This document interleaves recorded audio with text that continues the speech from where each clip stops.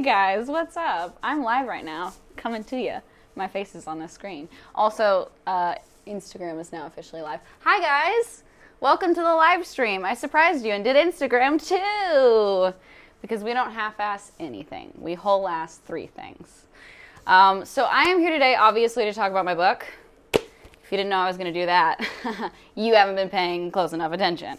I also just found out that this is a different color cover for the book, which is kind of exciting. I know a lot of you guys have been getting blue ones, so hopefully we've just got a rainbow coming. But we're going to talk about the book a little bit. I'm going to be signing books, which is the main reason why we are here. I have these wonderful little spots in the book to sign, since some of you guys went ahead and bought copies. I'm also going to be answering some questions. I've got a big ass iPad right here that I'm ready to answer questions from. So yeah, and then I'm also going to call one of you guys, or rather one of you guys is going to call me, as I do not have your number. So yeah, and then we might even read a little bit from it. I actually don't know what part we should read yet, but I'm excited. And we're going to do a crazy Q&A rapid fire questionnaire with a mysterious man yelling from the back. So get excited for that. It is my manager. His name is Byron. Treat him well. Okay, so hi again, Instagram. I don't want to leave you guys in the dark for too long, but this is my main camera over here, which is why I'm not going to be looking at you, but I still love you, and I think you're great, and I cherish every single one of you. Because look, we're already up to 780 people watching over here. So hi, everybody. So I guess to start off, let's get into the questions. Are we cool to get into the questions, everybody? Okay. Yeah, yes, we are. If you hear random people in the background, just so you know, there are people in this room with me. It is not haunted, so don't worry about it. Okay, so first off, do you think you'll write a second book in the near future? That's from Sean in Sterling Heights, Michigan. Well, I just wrote the first one. Could you slow your roll? Like, I just this is the day of the release. You really want a second one? Read the first one. I know it's a short read, but I know you haven't finished it yet. So I don't need to hear about a second book. Also, talk to my editor. I mean, she's the one that had to deal with me. So if you got a problem, call Sarah. You can take it up with her. But yeah, I would write a second book. I mean, the last one, I felt like I was stumbling into writing a book, and it was a great experience, and now I feel like I can stumble in the right direction the second time, which is great. So yeah, I wouldn't be opposed to it in any way. I just got rolled 2 Sharpies so that I can commence the signage. Can I go ahead and start signing books? Yeah. So I'm going to be signing these books while I'm chatting with you guys. Hi again, Instagram. How are you guys doing? I hope you guys are doing great. I love all of you so much. So just hang out there. We'll see you in a bit. Back to you guys. Hey, Facebook. How you doing? And YouTube. I forget that I'm doing YouTube right now. I kind of want to go and check myself out. Is that narcissistic? Probably. It's crazy. I haven't used the YouTube live stuff before, so this is my first time. But I've been seeing everyone being really cool and doing it. So, don't worry, guys. I'm hip and happening, too. I'm still on the up and up. Okay, so this is first official signed book to one of you guys that, pre-ordered this, so thank you guys. This is official. Yay! It's done! We don't have to sign anymore, right? That's all I have to do? No? Okay. Still gonna go. Next question. How has authoring this novel changed you in ways you couldn't have expected? It made me talk about some stuff that I probably wouldn't have normally talked about, which is great. I've got a whole chapter in the book about sex, which my good Christian mother probably doesn't love. But I thought it was important, since I didn't have a great sexual education when I was younger. I thought that was something that I should instill to my younger generation. I thought that was important. Also talked a bit about mental health, although I don't ever want to be patronizing or try to sell a book off of mental health. So it's more of my personal experience rather than a broad umbrella. So yeah, kind of just topics like that probably would come up in maybe a YouTube video if you guys had asked questions, but were kind of more thoughts from my own brain that were interesting. The weird part about writing a book is it's like you really want to do a Q&A and get as many questions from your viewers so that you can just write a book based on Q&As. You kind of have to get, philosophical on you. You have to ask yourself, what you want from a Q&A. You have to ask yourself the Q&A. So That's pretty cool. That's pretty deep of me. I know. Okay, who is one of your favorite authors? I can be stereotypical and say Jane Austen, because that is a true statement. I just read Pride and Prejudice again for probably the third or fourth time. No shame in the game, ladies. It's a good book. Yeah, Jane Austen was one of those novelists when I was younger who shaped me because my mom was obsessed with all things British culture. And guess what? I ended up dating a British dude, so that really worked out. Other than that, I love David Sedaris. He is fucking hilarious. Excuse my language, Instagram. I'm so sorry, Instagram. I love you so much. But David Sedaris is the best. If you haven't read, I'm trying to think of a really, Naked is really good by David Sedaris. That's a good one.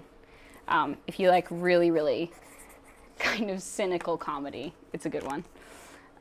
Let's see. What else do we got here? Any advice for giving a speech in front of an audience?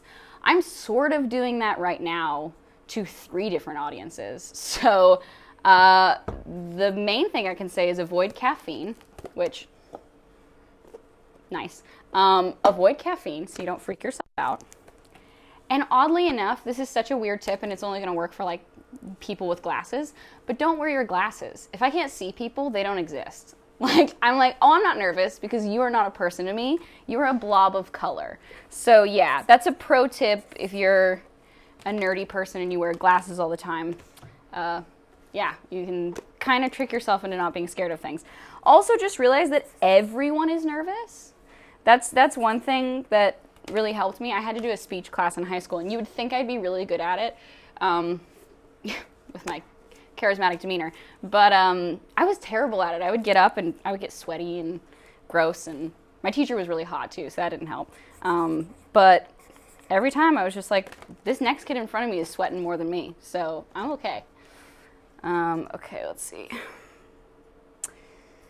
Let's see here. Who is your favorite comedian?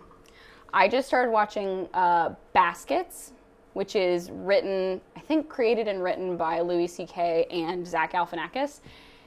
It is hilarious. So I would have to say probably Louis C.K., although I can only watch so many like stand-up clips of his before I get a little bit depressed. So you kind of got to balance that one out. Also, I just marked on this person's book. So whoever gets this like graffiti page, you're special. Just know that. That'll actually be hilarious. If someone does get this book, can you please take a picture of it for me and send it to me? I would love to know who gets this, like, sadly. In fact, I'll just do, like, an extra little markup of it. Here's, like, a bunch of stars on this page, just so you get extra special privileges since I ruined your book. There you go. Beautiful. Okay, let's see here. When going through hard times, I like to listen to music that is tied to certain happy memories. Do you ever do that as well? And if so, what's a song that brings back happy memories for you? I kind of do the same thing. It's more like when I get stressed out or I know I need to work a lot, I will listen to an album that I super duper like that's a bit more chill. And that one for me is Beirut, No, No, No. It's a great one if you like something that you can work to and play to. Yeah, they do some really crazy, like, big band music that I'm sort of into, big time, hard time, on Spotify. So yeah, Beirut's a great one.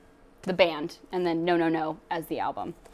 Also, another thing that I've realized is scent memories are really strong. So if you have like a perfume that you wear on vacation, if you're having a rough day, take a big old sniff of that, because seriously, it helps so much. Aromatherapy is a nuts business, and it works. Okay. What do you like to do in your free time? Good question, Jacqueline. I like to sleep a lot. I like to read a lot. I like to read my own book a lot. I'm just kidding. I think I've read through my book. I mean, the amount of times that I read through my book while editing it counts for maybe at least like 4 or 5 times of actually reading the book. But I think in total, after the book came out, I think I've half-ass read it once or twice. I just read it too much in the editing phase, okay, guys? It's still a great read. It's a lot to see your own words, like a bunch. Like, I was doing the audiobook 2 or 3 weeks ago, and I kept reading it out loud, and I was like, who wrote this? Like, why would you use this sentence structure? And it's like, oh, because I was stressed out, and that's how I decided to use that. So yeah, I don't even understand my own writing sometimes. But yeah, other than sleeping, reading, I like drawing a lot. I recently got a really dope app on my iPad so you can doodle really well, and I started incorporating it into my videos, which some of you guys have noticed. But yeah, those doodles are awesome because they just relax me and it's a fun time. Okay, let's see here. What are some of your favorite films? Recently, I just watched Moonrise Kingdom again, and I gotta say, Wes Anderson, what up, kid? How you doing? Anytime you want me, I'll wear blue eyeshadow every day of the week for you. I'm wearing it right now, so since you're definitely watching this, Wes Anderson, let me know if you ever want to do anything. Yeah, I really like Moonrise Kingdom. It's super kitschy, and my mom is obsessed with everything Wes Anderson. She loves tartan as a pattern constantly, and Wes Anderson loves old school patterns, so my mom super duper loves that. Other films I really like. To be honest, my favorite film era was anytime Amanda Bynes was doing anything. So, like, What a Girl Wants, shout out to What a Girl Wants. Doesn't get enough love now. I grew up with that movie. That's a great movie. And then recently I saw There Will Be Blood, and it changed my life. And I think in a positive way. It's very shocking. Whoever scored that movie, you did a number on my mental health. I love it. Okay. I'm actually going to take a little break from the questions real quick and look through my book and see what I want to read to you kids, because I'm going to start reading a little bit. Because I think that's a good plan. How are you guys doing over there? How you doing, Instagram? Just wanted to check in one more time. Check the temperature. See how you guys are doing. I think you guys are doing pretty well. I'm seeing a lot of comments. What's your favorite song? The new album by Ed Sheeran. What's that dance one? I like the one where you dance to it. That's me with every album. I like the one that you dance to. So dumb. Let's see here. So, okay, maybe I need help from the comments. I have like a good page and a half where I describe how Will and I shacked up. Not like physically shacked up, but like how we met each other. So if you'd like to hear that, that's one passage. So comment down below if you want that. I can see you over there. I can also maybe read comments over here. That's one option. I also have just a bunch of lists that are really fun too, which doesn't sound like very much fun, but trust me, it's like, they involve like chloroform and zip ties. Who knows? I'm telling you, I don't know what's going on in my own book. It's a Mod Podge, guys. It's love and it's chloroform. Oh, I also have this. This is a naked illustration of myself that, says an ode to my butt. I have an entire chapter about my butt, but it's not really about my butt. That's the secret. That's called writing, where you make something sound like it's something and then it's different. But why don't we do does a Will passage sound good to everybody? Because I think that's a cute one. Also, he just left yesterday, so I'm very lonely, and I feel like reading about my own boyfriend from my own thoughts. But let me find it real quick. Oh yeah, here we go. Let's see here. I know this is pretty long, so I'm not going to go crazy too far into it.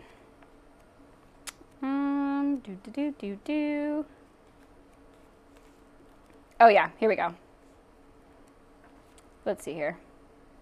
Yeah, I'll start it at a chapter that's not too heavy.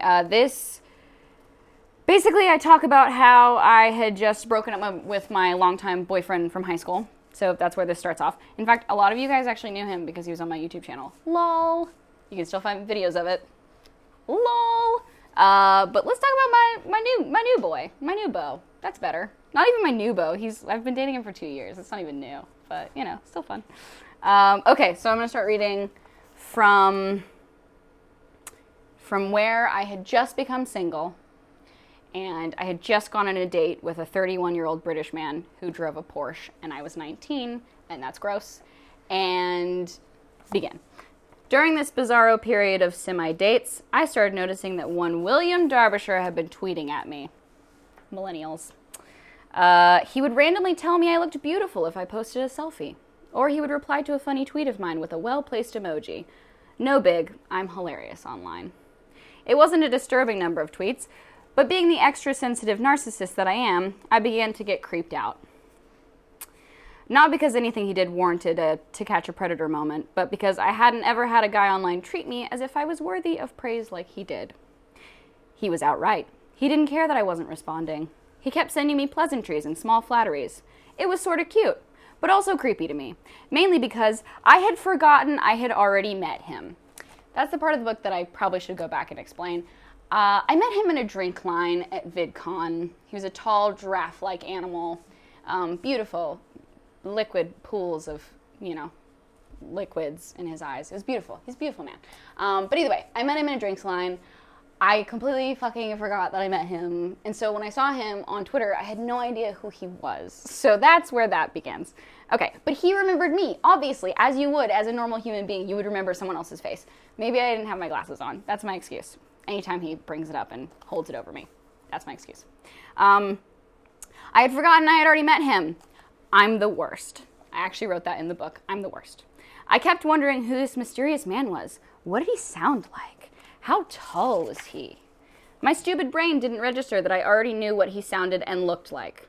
I went on like this, passively checking in to see if he had said anything new to me online, until I finally had enough curiosity to ask a friend about him. I was sitting in the kitchen with Jen and Lauren, roommates and YouTubers extraordinaire, when someone rang the doorbell. Jen popped downstairs and reappeared moments later with Rebecca Black. That's right. After making small talk for a good bit, we all got on to participating in one of our favorite activities, talking absolute shit. Now, I'm not saying we were huge gossips, but we were huge gossips whenever we gathered in the kitchen. It was rarely a negative conversation. It usually went something like this. Wait, those two are dating now? I thought she was dating a Mormon from Detroit. No, they broke up 3 weeks ago. He's with that girl who hosts Radio Disney events.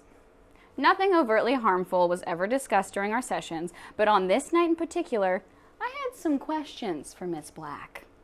I knew she had a tentative connection to Will, and I wanted the dirt on what his deal was. When I showed her the tweets and voiced my concern at the forwardness of this internet stranger, Rebecca freaked out. You don't know Will? How do you not know Will? You guys would be so perfect for each other. He's so sweet and kind and gentle and wonderful and probably is a really good kisser and he has a British accent and he treats girls really nicely and I bet and she might have not actually said the entirety of that rant, but the feeling I got after finishing a long chat with her was that I would be stupid not to at least give him a chance. So I messaged him and we chatted and he seemed like a normal person. No psychopathic tendencies or hints of craziness. Just a nice, normal man. Exactly what I was looking for during my lackluster Tinder swiping sessions. So I gave him my number and told him that we should hang out next time he was in LA. He was living in London, but he made the trip out to LA on a regular basis for work or to visit friends.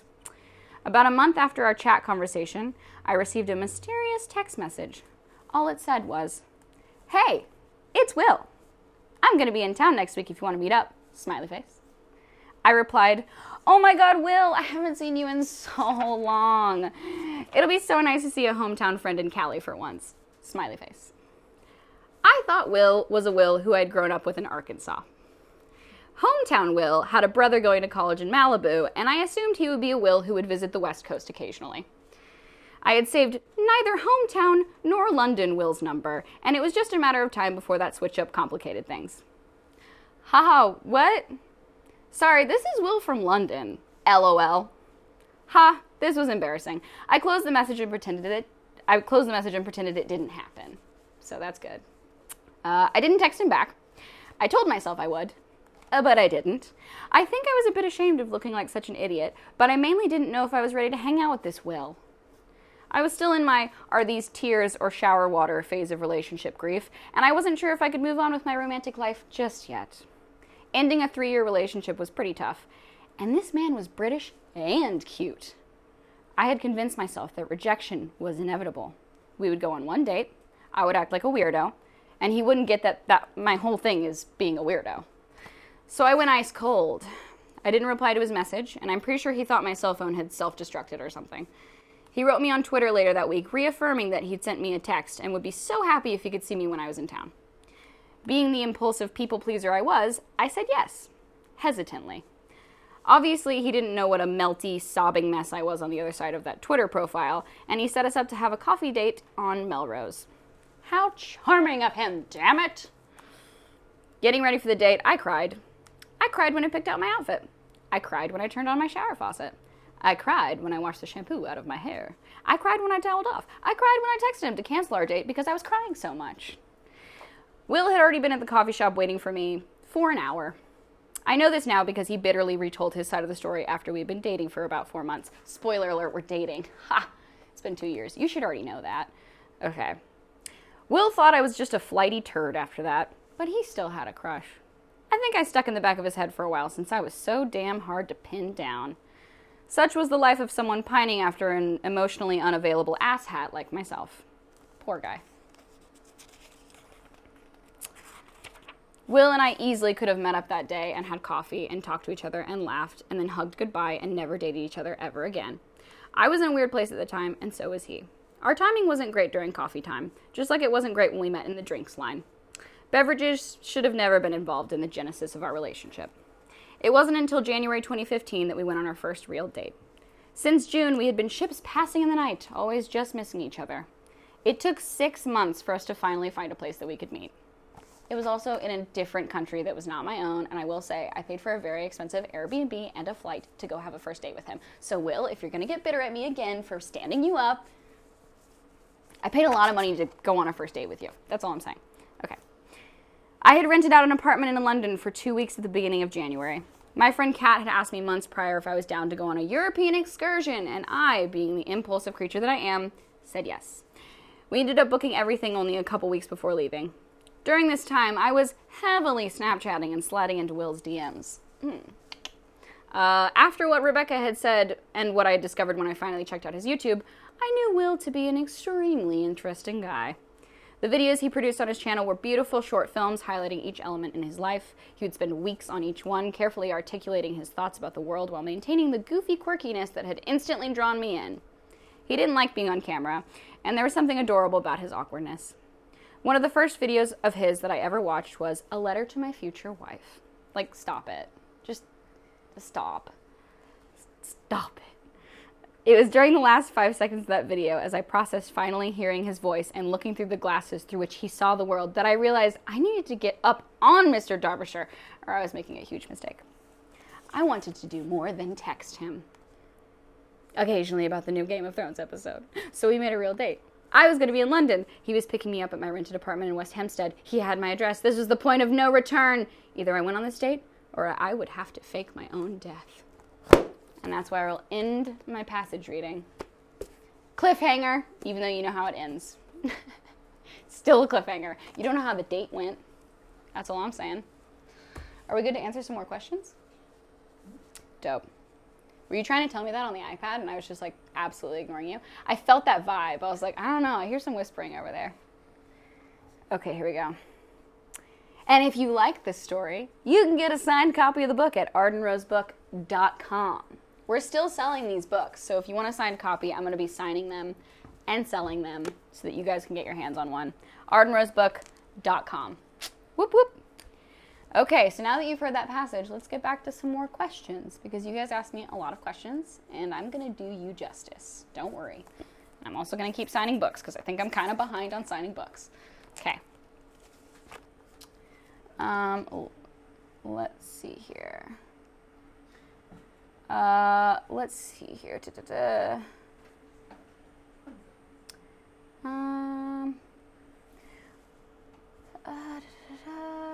How long did it take to write your book? I read it in one sitting. Love you. Is that patronizing? Are you trying to tell me something? Do you not like the length of my book? Because it's a great little train ride or a car ride. I'm just going to say, it's a great length. No, it actually took quite a long time. I found out in, Byron, correct me if I'm wrong, but 2015 December, we decided to start doing it. Book? Yeah, book. January 2016? We really started around March of last year. No, that's when I started writing. But when did we start? When was the genesis of us? January-ish. Okay, January-ish. So that was the floating, scary voice of my manager, Byron. Hello. Yeah, so we kind of got the idea to do the book in January of 2016, and then started writing it really in March, once I was forced to put pen to paper, which is a good thing. It's very hard to write the first sentence or first chapter of your book. That's what I've learned. It's incredibly hard to decide where you're going from there. So, yeah, it took it took me, I think we finished it in late August, early September, right? Was it October? We were at the love of October. Fuck. You got this so much better than me. Byron is like my better subconscious. Yeah, so we finished it in October, which meant that it was 10 months of writing, sort of, and like book prep. But totally worth it, and it was a fun time. It goes to show that a lot of work and time goes into something this thick. So appreciate your hardcore fiction novelists. They are going hard. Also, this is, I'm doing like a Jenga stack of books over here, and I gotta like not do that anymore. These are already signed. Okay. I'm sending you much love from Germany. Hope to welcome you here one day. I'd love to come to Germany. Germany sounds like a lovely place. Wiener Schnitzel sounds great. I know that's not what you're only known for, but that was the first thing that came into my mind. So I must have outdated knowledge about Germany. But I would also love to come to Berlin. That's kind of like where I would like to go. I've never been to Berlin before. And I hear it's got like somewhat of a similar vibe to like almost like a Detroit or a Brooklyn, and I'm kind of into that. And we're going to do our game, by the way, our quick fire game in 5 minutes. So get excited for that. We're going to answer a lot of questions. Is it 25 questions? 22? 22 questions. Oh, I'm about to turn 22. Did you guys do that on purpose? That's cute. Thanks, guys. Brandy from Kathleen Georges says, I couldn't come up with a better question. I'm sorry, I'm lying in bed sick. But what's your Hogwarts house? Is it Gryffindor like everybody thinks? Is this like a debate online that I'm from Gryffindor house? Because holla at your girl, I'm very into that. Well, first of all, I hope you feel better, Brandy, because that sucks for you. I kind of sort of like getting sick a little bit because it's an excuse to do nothing. So like, congrats for your great excuse to do nothing. But I hope that you're not feeling too bad. I hope you have a light cold. That's my wish for you. I guess I'm Hogwarts. I took the Pottermore quiz, so it's official, and I got Ravenclaw. But I've always felt like I was a Gryffindor, so I don't know. I always thought, though, part of me is like, I don't know if I flubbed the test because I feel like it's stereotypical to say I'm a Gryffindor, and like I don't want to be a poser. So I don't know. You guys tell me. What do you guys think? Instagram? Am I a Gryffindor? I've heard Ravenclaw, but I don't know. I could also easily be a Hufflepuff. I don't see Slytherin because I don't like snakes very much, or spiders. Let's see here.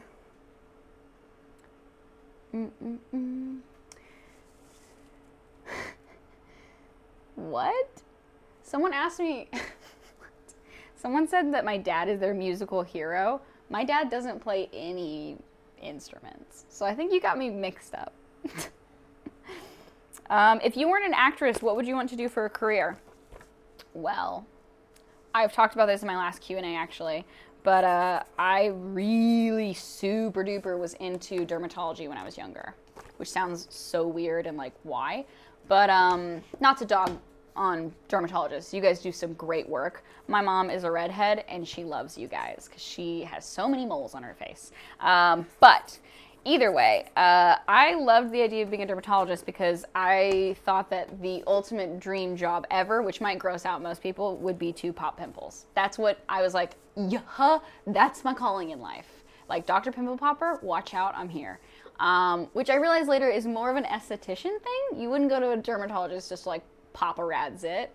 I mean, you could show it off and be like, look what I grew. But, like, I don't think they would really care that much unless it was infected or something. So, yeah, I think my dream job was to be an esthetician.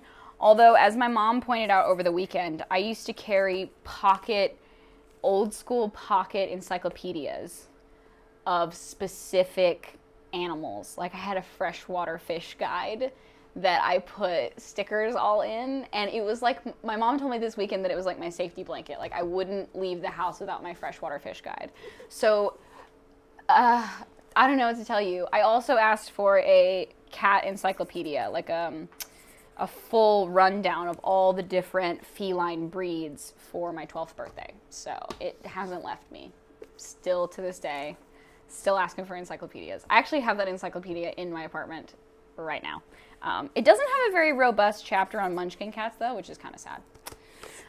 Okay. Do you want to start in on this game? Let's do it. Okay. We're going to play 22 questions in 2 minutes. Arden, you ready? I'm so ready, Byron. All right, let's get some fun ones going here. Who inspires you the most? I'm bad at this. I just picked up an already signed book. I can't do stuff on a time crunch. My dad.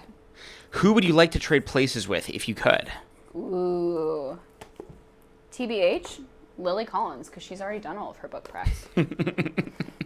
Who is the one fictional character you'd love to date? Ooh. Luna Lovegood. She's freaky. Who makes you laugh the most? Probably my boyfriend Will. Who is the most unexpected person in your phone?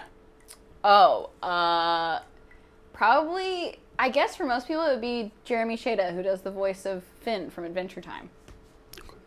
Who's the last person you called or texted? Probably Byron. Probably the mysterious man with the voice. Dogs or cats? Did you just ask me that? That's my answer. Okay. What one thing do you need to have in your fridge at all times? At the current moment, matcha tea. Coffee or tea? Tea. What is the weirdest thing a fan has ever said to you?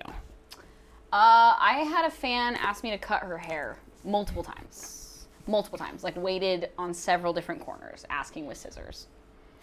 What item would you die to get your hands on if it went up for auction? That person's hair that I cut off. What is your first memory from life?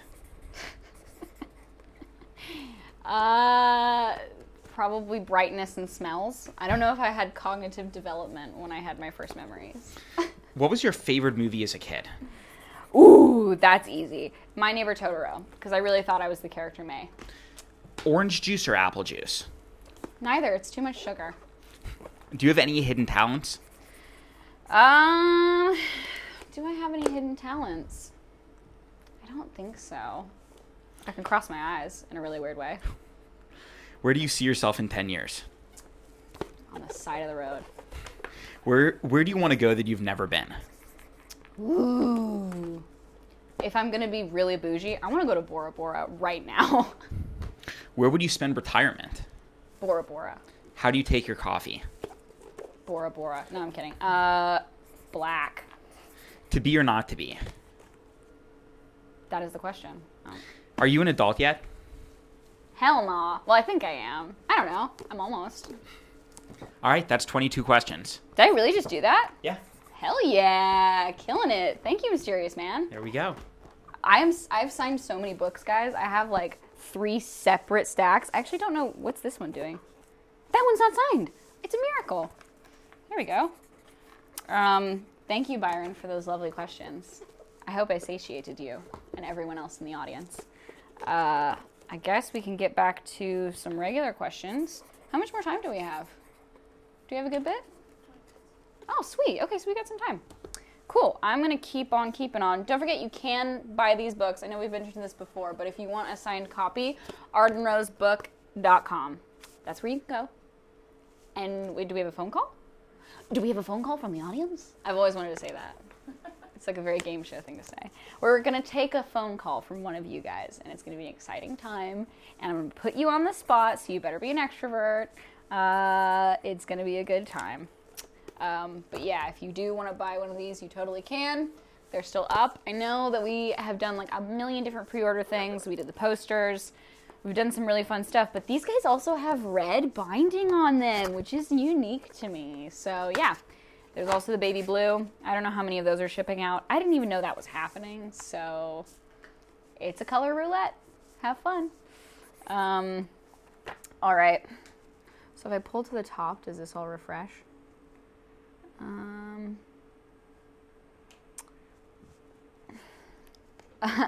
What's the most difficult thing you've met during your life as an actress?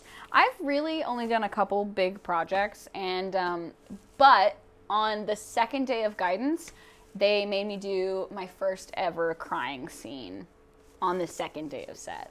Like, I got, the director was like, by the way, you're crying tomorrow. And I was like, that's great. that's great. I don't have formal training in that, but I will do my best. If you need to, you can poke me with something very sharp from afar.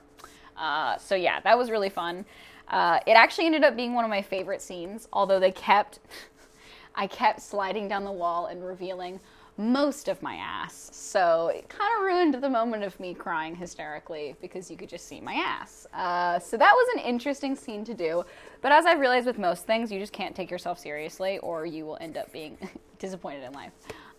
So yeah, that was probably the most difficult thing I've had to do, just because how do you mentally prepare to cry on camera? But how you do it is you just get so nervous that you cry anyway. That's what you do.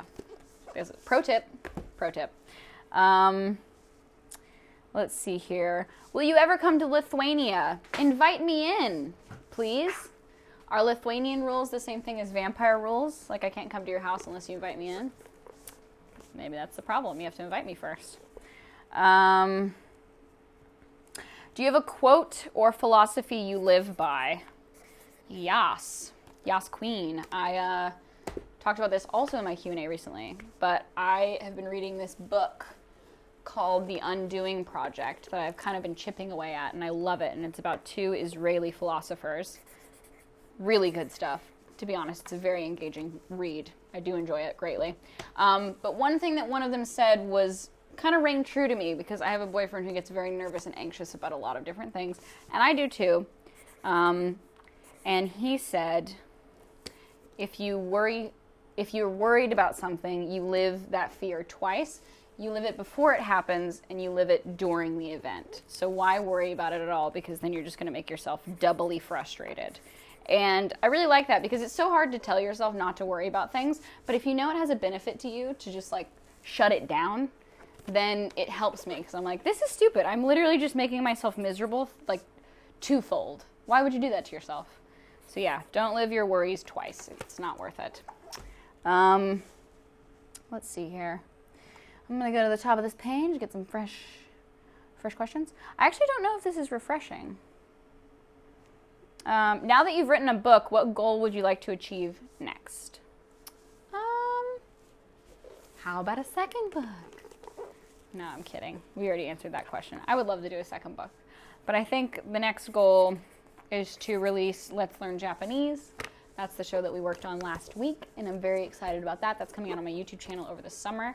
But the cool thing about Let's Learn Japanese is that it's half live action and half animation. So we are done with shooting all of the main bits that have me and the co-host in them. We just have to make tiny, adorable animated versions of us that I'm so excited to see. And then we have to edit them together. So that I'm very excited for that to be out, because it's one of the first things that I've really had a huge hand in producing and making it exactly how I want it to be, even though like I kind of wanted to vomit at the thought of being in charge of people last year. So yeah, it's a good time. Let's see here.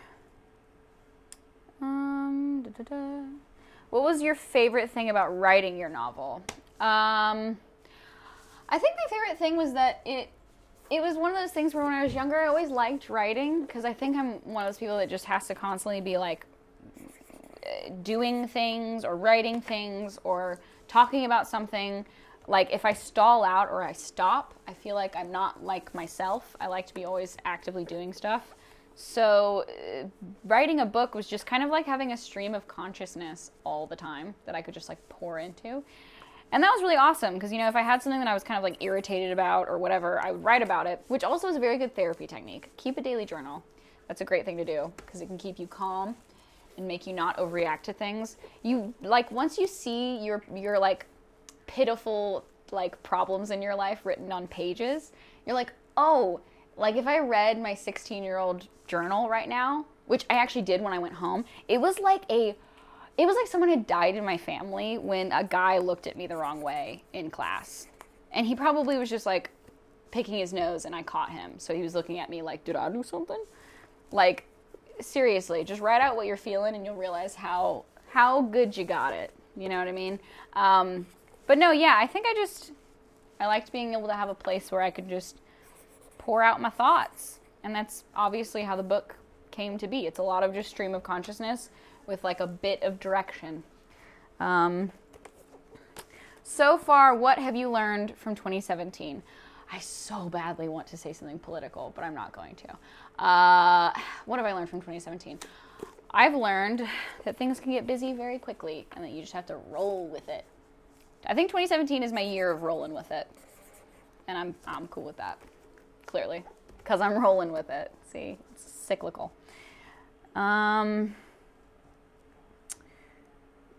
What would you do if you found yourself always compromising in a relationship?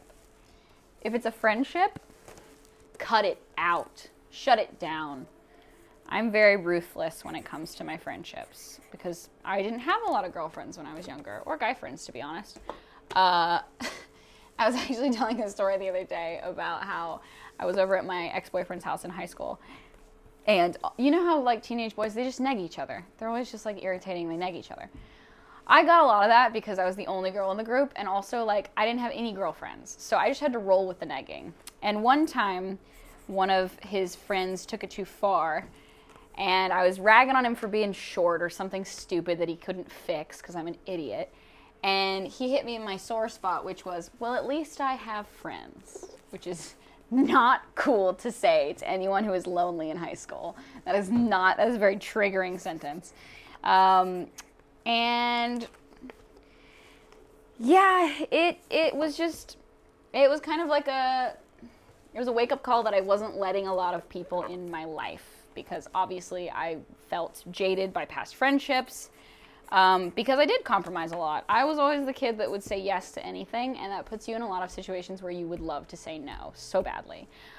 So if you're compromising constantly, just remember that you do not have to put yourself in positions that make you uncomfortable just to make someone else comfortable. It's not worth it. And now we are calling someone. Are we calling someone? Oh, okay, cool. Wait, Rose from Lake Forest, Michigan. Rose. Oh, great name, Rose. Let's see if she answers. Hello, Rose? Hi. Hi, we will get you on the phone with Arden soon. If you wait Okay. just a second, we will get you on the phone with Arden. Okay, cool. Yeah. Are you Okay. watching the live stream right now? Yeah, I am. So you can tell that I'm talking to you? Oh, hi. I'm with you right now. Oh, hi. Yeah, I am. Hello. How are you doing? I'm doing right. Sorry. I had to do it. I started in on an accent, and I tried to just keep it. Thank you for playing along. No, I was like, who the fuck is... Oh, sorry. Who is speaking to me right now? Listen, you're allowed to curse. If you could just, not fucking curse on my live stream, that would be so cool, Rose. Keep it to yourself. I'm very, very sorry. No, it's okay. Yeah, I'm very, very sorry. No, you're so chill. Don't even So do worry. you want me to ask a question? Sure, you Or- can. Yeah, feel Yeah? free to. Yeah, Okay. do whatever you want. My question was basically, like, how do you... So I'm 18. I'm in college right now. And I'm curious how you're supposed to develop into an adult when you don't necessarily have, like, adult role models in your life. Yeah, because I just don't have that many, like, adult people in my life anymore. And I don't know, like, how to learn how to do taxes or... Oh, dude, I'm right there with insurance. you. No, I'm so right there with you. I remember, like, when I was first 18 and I moved out to California, I was doing my taxes on my floor, like, in tears, because I was like, I don't know how to balance a checkbook. Help! No, I feel you super hard. Do you live away from your parents? Like, do you live out of town? No, well, I live, I'm going to college right now, and but my dad is, like, sick, and so he's not, like, super present. I mean, he is. He's lovely. I love him so much, but, like, I feel like I don't have, like, super strong adult role models who can teach me, like, how to develop. Right. Does that make sense? No, totally. And obviously, like, you're also a child, sort of. Yeah, I am. Thank you. Literally? Yeah, no, I'm cool with that. Tell me I'm a child.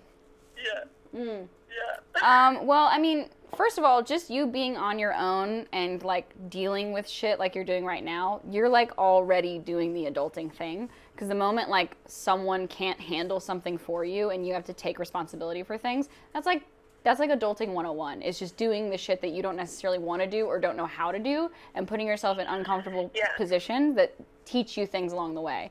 Like, a lot of the book is talking about things like, I used to get nervous just parking in parking structures because that wasn't a thing in Arkansas. I know it's stupid, but it wasn't a thing in Arkansas. Like, we had parking lots. I'm from the South. We have parking lots. So I never got that. And so, like, it's such a stupid thing to get nervous about, but I used to get nervous about it until I was like, woman up, lady. Get the farthest away parking spot if you need to. You know, it's just like putting yourself in these compromising positions that then, I guess not compromising, that sounds sketchy, but, you know, like putting yourself... Like putting yourself, like, where you have to, like in your uncomfortable position, maybe, like, where you have to, like, actually, like, do something. Yeah. Totally. Yeah. And I mean, yeah. And once again, you're already doing a great job. You're in college. You're doing your own thing. As long as you're eating, like, food and you're breathing air and you're drinking tons of water and you're wearing clothes and walking around and going to class, like, you are already doing the adult thing so well. So congrats to you. Yeah, Living, yeah. Living is what the kids call it. Yeah, solid advice. Yeah. But yeah, I think you're doing a good job. Do you have any other questions to ask? Yeah. You're on the hot seat. I know. I was, like, not expecting to get a call at all. I was like... Oh, yeah, how did that happen? Did you just straight up get a call? Yeah, because I think I take a ton of political surveys on my phone, and I always, like, I really enjoy doing that. It's really fun. Wait, what do you mean? Like talking to people from wait, do people... You like doing that? Yeah, no, it's so fun, because it's like this person in a room with a ton of other people, and they're all, like, dedicating their time to ask you to, like, go out and vote. And I just think it's so wonderful. You're a lovely person. No, you're so lovely. Like, anyone else would be like, these damn telemarketers, get them off my phone. So good for you. You're doing the Lord's work right now. Because that's very kind of you to enjoy that. So did you think I was from a call bank? Yeah, for sure. Okay, well then, let me think of a good political question to ask you that's still bipartisan. Not bipartisan. Let me think. What do you think of Donald Trump's hair? That's the only political question I can think of. I have dreams about his hair, actually, like, all the time. I just have dreams where I give him a haircut. Honestly, like, all the time. that sounds, I don't know if that sounds like a dream or a nightmare, but either way, great for you. I think that's good. Yeah. Yeah, good job. Okay. Interesting times. Yeah. All right, well, I will let you get to, answering all those calls from the call bank, since I know you're so excited about that. So excited. Thank you very much. But thank you so much for answering your phone, Rose. It's super dope. And thank you for sharing a name with me. Congratulations on your book, also. Dude, thanks. Yeah, I'm excited about it. I just signed like so many of them so quickly. So I'm feeling pretty good about it right now.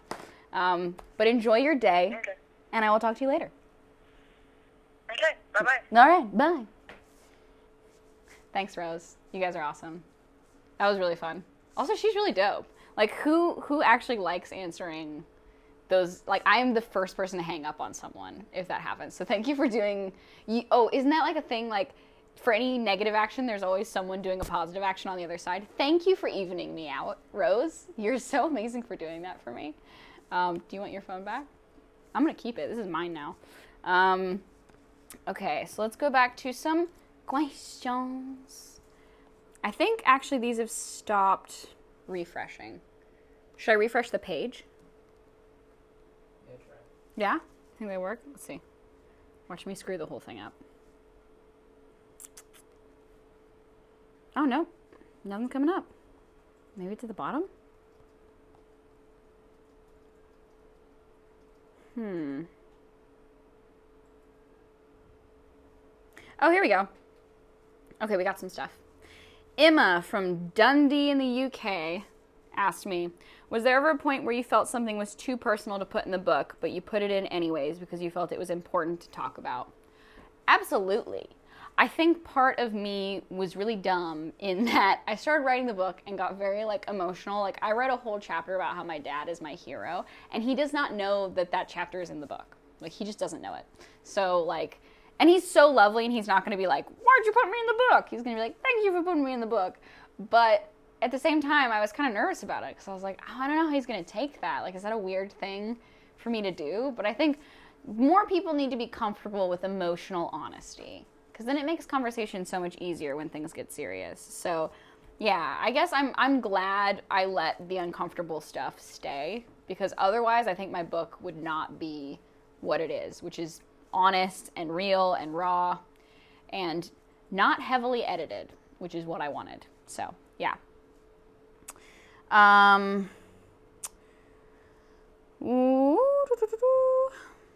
What was your yearbook quote, and what would it be if you could pick one now? Well, Byron, my manager, can tell you that I like to be super late on replying to anything. So when I was in high school, that still applied. And I had to send in my yearbook quote in a week, and I spent 2 weeks thinking about it, as one does. And ultimately, I ended up doing a quote from Spirited Away. I think Chihiro, who is the main character, was about to leave, and she was like very forlorn about leaving. And she says something about how your memories never really leave you. That's how well I know my yearbook quote. I think now, if I did, it would just be like, "It's the Catalina wine mixer," and that would just be my yearbook quote, probably. I feel like that's a good one to just cap it off. It would also describe me in high school really well. What is your most favorite song you danced to? I was at a wedding all weekend, a big Southern wedding, so I got really comfortable with all of my favorite old school tunes. And I think I have come to the conclusion that Ignition is maybe my favorite song to bump to. Like, obviously. I think that's a good choice. Everyone in the room is agreeing with me. It's a great choice. Ignition's my bop.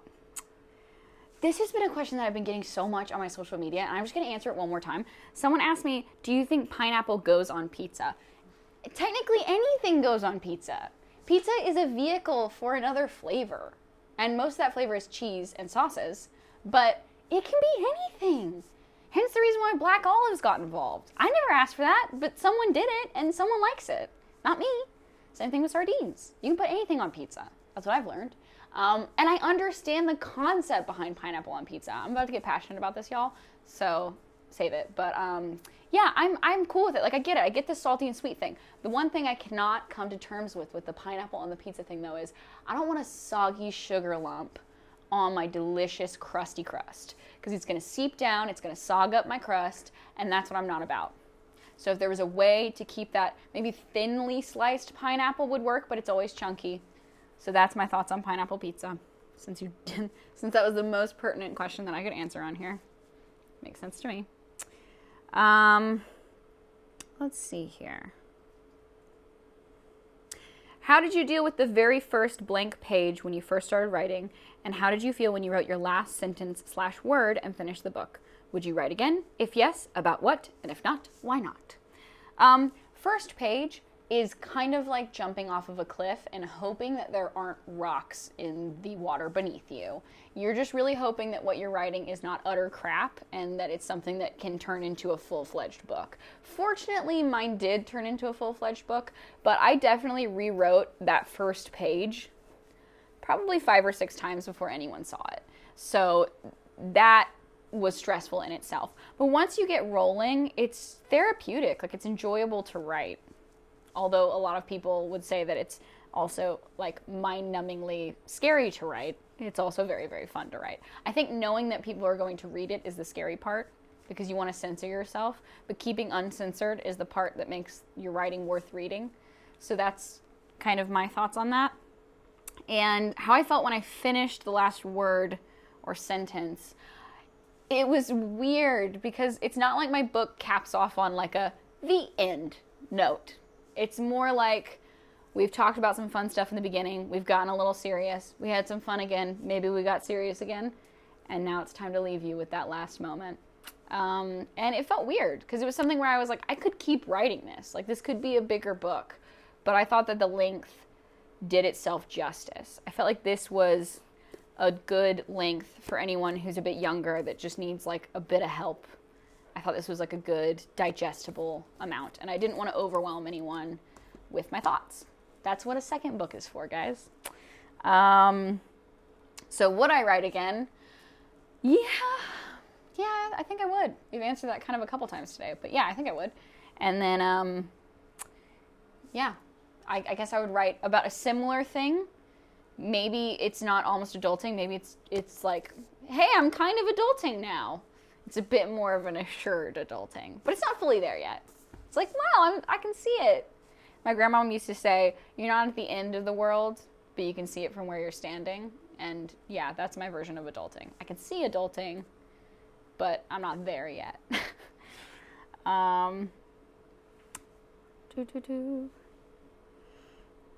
What does being unfiltered mean to you? I don't think it means just spouting shit out of your mouth. I think it means like giving your perspective in an honest way. So it's not about censoring yourself necessarily, but thinking about your position on something and expressing it in a logical way, I think is being unfiltered. I don't know. Because otherwise it would just be people like shouting racist things. I feel like that's actually what being unfiltered is like. How long did it take you to make the short film that goes along with the book? If you guys haven't seen the Almost Adulting short, you're missing out. Because it's real cute. And I'm wearing pigtails, and that's a good time. Yeah, it took us actually just a day to shoot. It took a full day. It was a pretty long process because John, who was the director, love him to death. I've worked with him twice now, and his style is very like, just let people improv, just like improv all day. And then once you get sick of improving, like keep improving because you won't get a script. So just go for it. And I actually like that style of acting because I enjoy thinking on my feet and going for it and trying stuff out, even if it's goofs.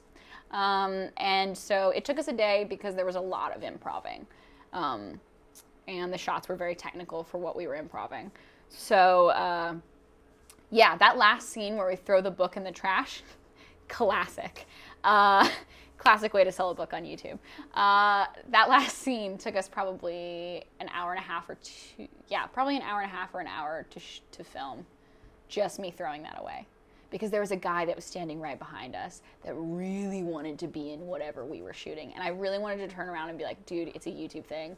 You don't really want to be in it. Trust me. But I think he still would have been excited. Because he was just coming out of a tanning salon and he was smoking like 10 cigarettes. And I was like, you're enjoying yourself right now. So that was good. What was even the question? Oh yeah, so that's how long the short took. It took about a day to shoot. And then it took about a week to edit. Let's see here. Do you think Will helped inspire you to write a book, or has this always been something you've wanted to do? Will had a bit of a different experience with his book because his book is curated. So he obviously wrote the intro and wrote kind of the exit paragraphs for the book, but a large part of it was him just gathering the thoughts of other people, which I think is actually very indicative of Will. That's like something that he loves. He's not one of those guys that wants to stand up and take a mic, whereas I'm pretty cool with doing that. And so, yes, he inspired me because I saw his process of doing the book and I was like, oh, it is a possibility. It's something that someone can't do that I know. It's not like this mystical unicorn to publish a book. Like, I have someone in my life that I am currently dating that writes books, which is crazy. And so I saw him, was like, that's possible. And also some of the stuff that I write about that I actually already talked about today in the book is inspired by him because it's chapters about him and like long distance dating and my experiences with dating. So yeah, he's where I draw most of that inspiration from.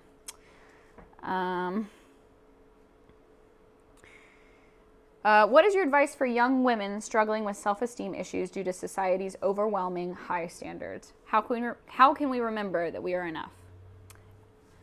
That's tough.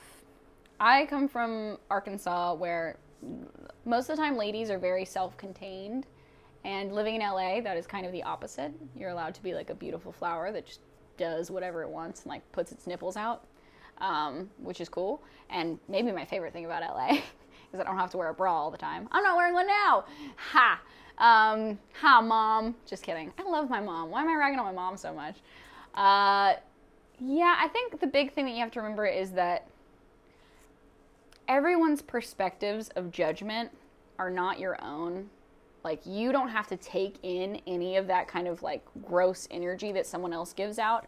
A large part of my high school was spent resenting my femininity because I found that it made me feel like I was lesser or that I was stupider or had to be stupider. That's great.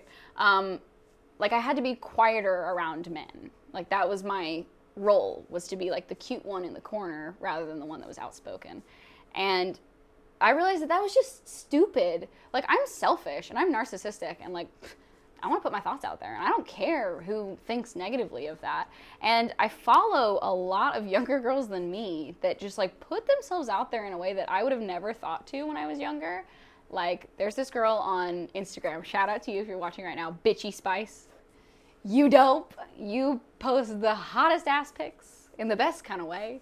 Yeah, I met her in Toronto while I was at Buffer Festival, and she like honestly changed a lot of my perspective on younger feminists, because you guys are killing it right now. Honestly, I think if anything, we're in a good place in the world because there's so many ladies who are no longer taking shit. And that's what you got to remember. Like, you don't have to take the shit. You don't have to. And also keep in mind that in all aspects of beauty and fashion, the industry wants to make you feel bad so that you feel like you need to buy things. That is why advertisers put beautiful girls everywhere, so you can look at them and think, I want to be just like them. I want to be thin. I want to be tall. And I want to have this skin. And I want to have that skin. And I want my acne gone. And I want my eyelashes lifted. And I want my eyebrows done. And just like the links that we go to look beautiful are all industry set standards. So like, look at all that and remember that there's money involved. And that's why people want you to feel bad. So don't let that capitalist media get you down. You're going to be okay, girl. And you're super hot to me. Whew.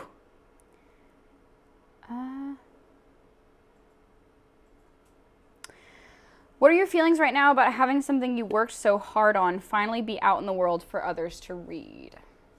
It's crazy go nuts. Like I said before, it's one of those things where I never imagined that people would actually read it until it all started coming up on my Instagram. I started getting tagged in pictures and I was like, fuck, it's real. I thought this was just for me, but I have to give it to people. People have to read it. So it's weird. It's kind of like a vulnerable feeling because I can't wait to see what you guys love about it, but I'm also worried to hear what you guys think I should have done differently. Like, I'm all about criticism, so I love knowing both sides.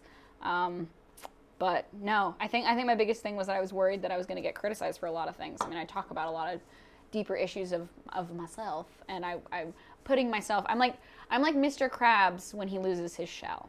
I'm like a veiny, gross, pink lump of crab meat, and I would like you to not stab me. Thank you very much. Let's see here. Did you keep a diary growing up?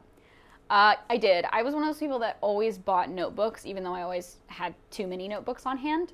So I would write, I probably had at least 10 diaries when I was younger, and all of them in different places. You would probably never be able to find them in the same place again. But yeah, I find random snippets now and then when I go back to my childhood home, and I just realized that I did not know everything at 14 years old. That's what I've learned.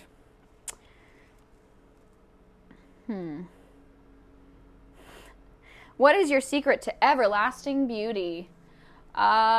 Sleep and a good eye cream. That's what I've learned. In my like new favorites video, I'm going to talk about my favorite eye cream. Shout out to my YouTube channel, which I haven't talked about a single time while doing this live stream. Props to me. Yeah, I found a really good eye cream that I'm obsessed with. So, yeah.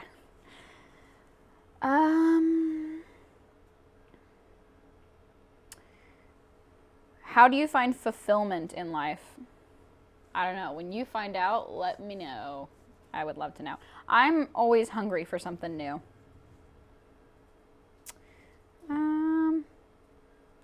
What's your favorite ramen? All ramen. Although there's a ramen at Tatsu Ramen called, I think it's the Hippie Bowl or Hippie Ramen. That's an entirely vegan ramen, and it's really good, and you don't miss anything without the meat. And you could also get it with a half egg if you just wanted to be like a little bit naughty. It's really, really good. All right, guys. I think that's actually it for this live stream. Thank you guys for hanging with me for so long. I hope you enjoyed the Q&A. Thank you once again, Rose, for calling me. It was lovely getting to chat with you. And I hope you're enjoying talking to all of those politicians right now. Thank you to everyone who pre-ordered the book. I'm so excited to finally give birth to this. I've been having labor pains for a year, and it's finally gone. So that's really nice. And thank you to everyone who bought a signed copy from ardenrosebook.com. You guys are dope, And I hope I answered a lot of your questions. Thanks to everyone who submitted questions. And other than that, can I talk about the meetup next week? Yeah. Cool. Is it 7th? 6th? April 6th. Our secret man in the back is going to give me info because I need info. We're doing our first meetup in Hollywood at Urban Outfitters at Space 1520. Thank you. We've got another mysterious voice in the background. We're doing our first meetup at Urban Outfitters at Space 1520. Yeah. And it's going to be so fun. We have 50 spots for people who pre-ordered books, right? And 200 spots for people who want to buy a book at Urban Outfitters. The book is your ticket, correct? The book is your ticket. Yes, I'm making sure. Be there early because you're going to have to get in line, because there are a lot of people that have pre-ordered. And I wanted to save you guys a bunch of spots, but also it would be kind of a disservice to Urban Outfitters to not also sell books in the store. So I hope you guys understand that. So there are 50,000, wow. So we're selling out at like 3 stadiums. No, there are 50 spots for people who have pre-ordered the book and 200 for people who want to come in and wait in line and meet up. And we're doing that at 7 p.m.? That's not right. I know that's not right. 6 p.m. 6 p.m. Pacific. Obviously, because we're in California. Yeah, so we're going to be doing that, and I'm so excited about that. I'm going to meet all of you guys. We're going to have a cool MC who's a lovely podcast woman. She's going to do a great job. We're just going to chill out and have a fun time in Urban Outfitters. So shout out to Urban Outfitters for being dope and letting us set up shop. They have been so amazing this entire time. I'm so excited to do the event next week. And I'm just hoping that they style me for it because I want to get some free clothes. What's up, Urban Outfitters? Hit me up. You know my people. Let's get talking. Other than that, thank you guys so much for watching the live stream. More autographed books available online. And there are more autographed books available online at ardenrosebook.com. And I think you can also still pre-order it on Amazon if you want to get the book there as well. And other than that, thank you guys so much for watching the live stream. And I will see you guys for the next video and probably my next live stream because this has been really fun.